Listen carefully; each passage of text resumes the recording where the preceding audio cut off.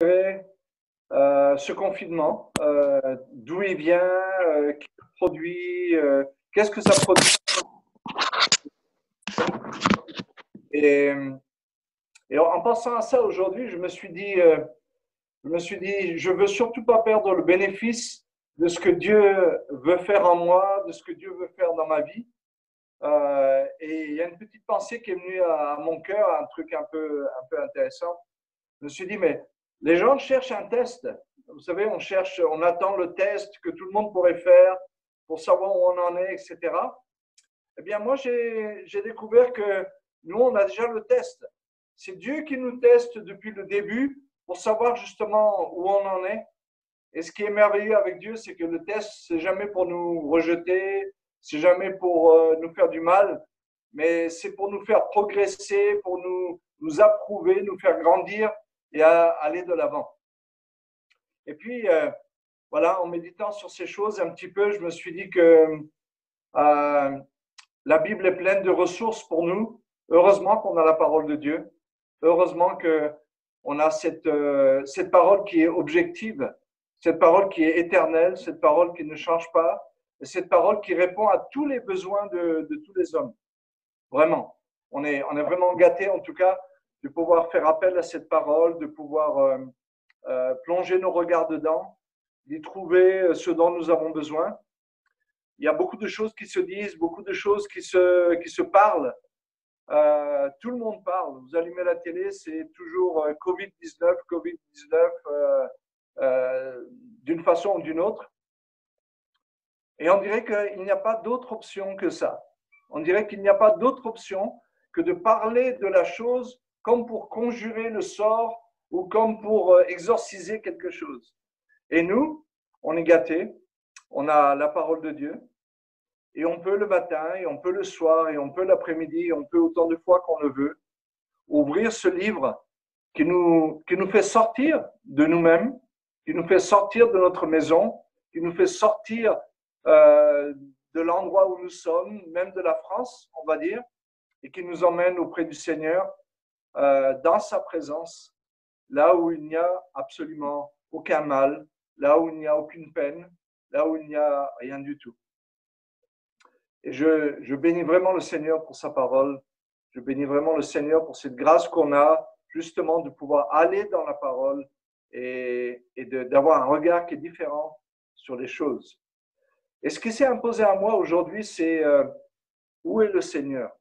Aujourd'hui, où est le Seigneur? Où est le Seigneur dans mon cœur? Où est le Seigneur dans ma vie? Où est le Seigneur dans la situation? Et puis, on peut facilement, effectivement, si on remplit sa tête de toutes sortes de choses, en arriver à peut-être oublier un peu que le Seigneur est malgré tout là avec nous, et puis se laisser aller, et pas forcément à des choses très négatives, mais ne pas être réactif dans la situation, proactif, ça veut dire prendre les devants sur les choses pour ne pas laisser les situations peser sur nous, la situation peser sur nous, mais que nous prenions le dessus sur la situation dans notre cœur et dans nos pensées. Dans le psaume 139, du verset 7 au verset 14, vous avez le psalmiste qui parle et qui dit, voilà, où irai-je loin de ta face, Seigneur? Si je prends les ailes de l'aurore pour aller aux extrémités de la terre, tu es là. Si je dis au moins les ténèbres me cacheront, voici que les ténèbres deviennent lumière parce que tu es là. Donc, partout, il fait cette réflexion et cette conclusion, il tire une conclusion, c'est que Dieu est partout. Dieu est partout. Et j'aimerais vous dire que si nous sommes tous d'accord, parce que la Bible dit que Dieu est le même hier, aujourd'hui et éternellement, ça c'est au niveau du temps. Mais au niveau du lieu, on peut le conjuguer exactement de la même façon. Dieu est avant la situation, Dieu est dans la situation et Dieu sera après la situation et Dieu sera éternellement. Et puis on peut conjuguer encore autre chose de lui, c'est-à-dire la puissance qu'il a. Dieu pouvait tout faire, Dieu peut tout faire et Dieu fera tout. Et rien ne se passera autrement que selon le plan que lui-même a établi pour tous les hommes et pour chacun de nous. Et ça, c'est vraiment réconfortant. Et je crois que cette situation, en tout cas, moi, je la regarde comme un test dans mon cœur, un test. C'est-à-dire que je veux me sonder moi-même et dire, OK, où est Dieu dans la situation?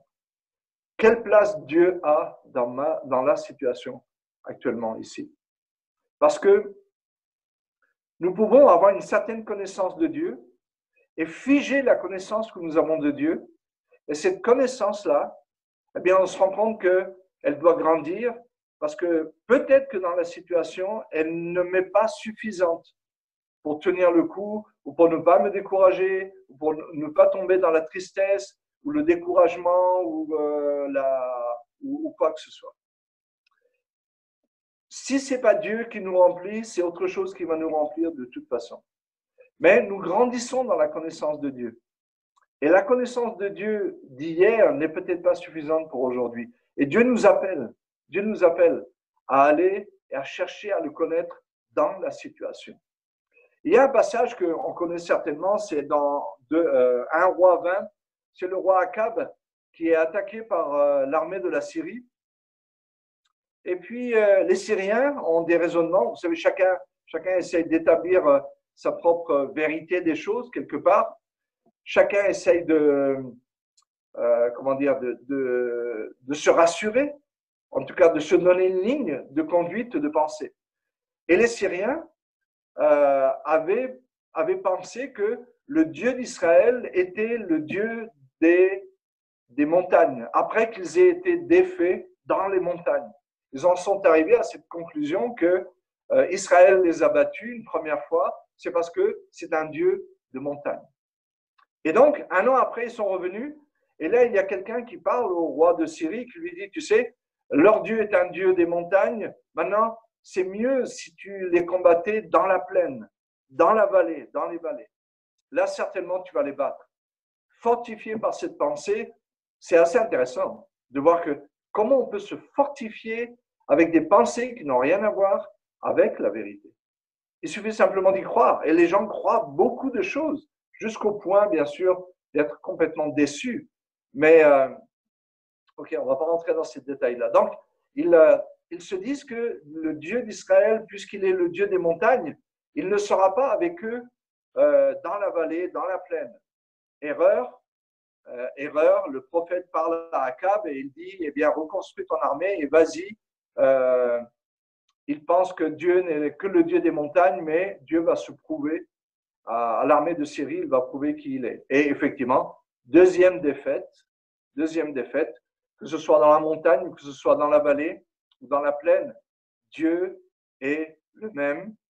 Dieu est partout. Il remplit toutes choses. Il remplit absolument toutes choses.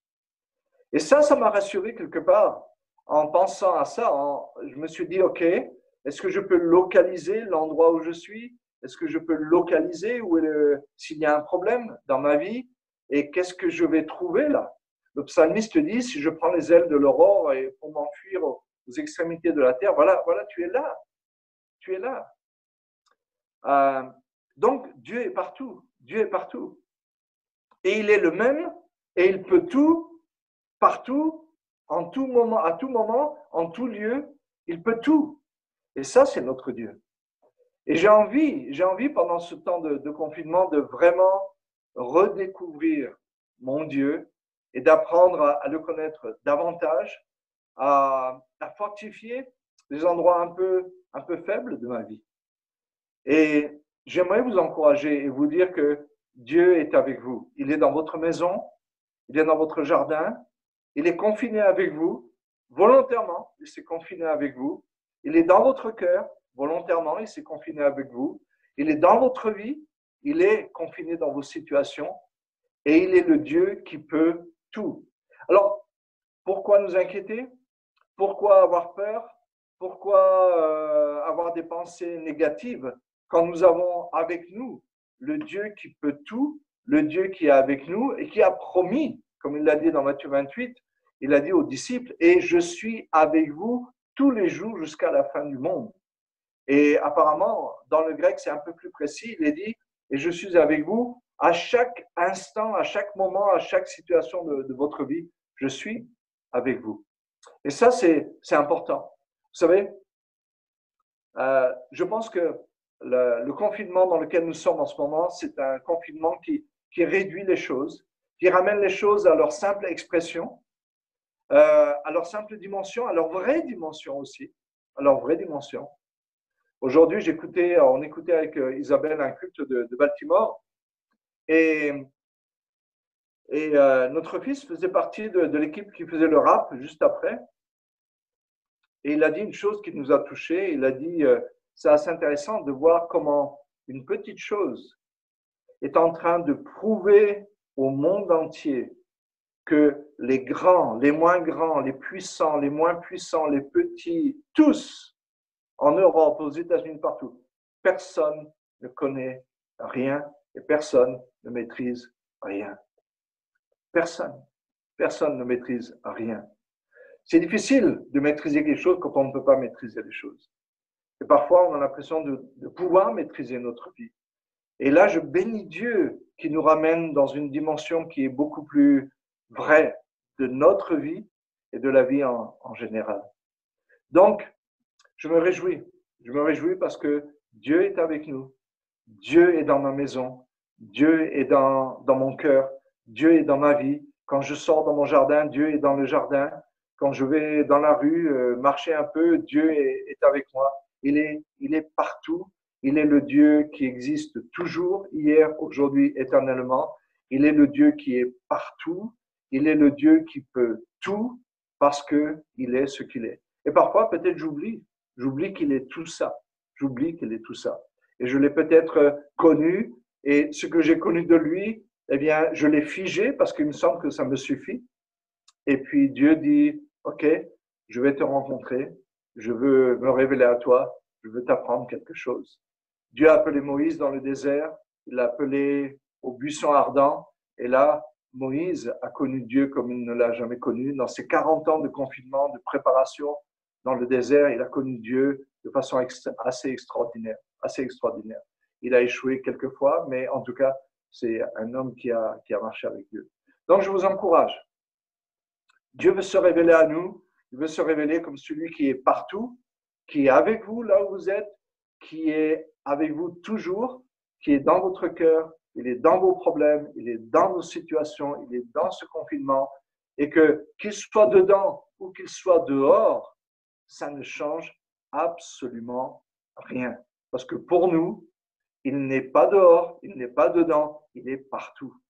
Donc qu'on soit dehors, qu'on soit dedans, ça n'a aucune importance. Qu'on soit au travail, qu'on soit à la maison, ça n'a aucune importance. Qu'on soit libre, mais la liberté, c'est ce que nous avons dans le cœur, pas ce que nous faisons forcément, mais nous sommes libres parce que nous avons le Seigneur qui est avec nous tous les jours. Il n'est pas le Dieu des vallées, il n'est pas le Dieu des montagnes, il est le Dieu de l'univers et il est le Dieu de mon cœur. Donc, Dieu vous bénisse et vraiment, que Dieu se révèle à chacun de nous. Amen.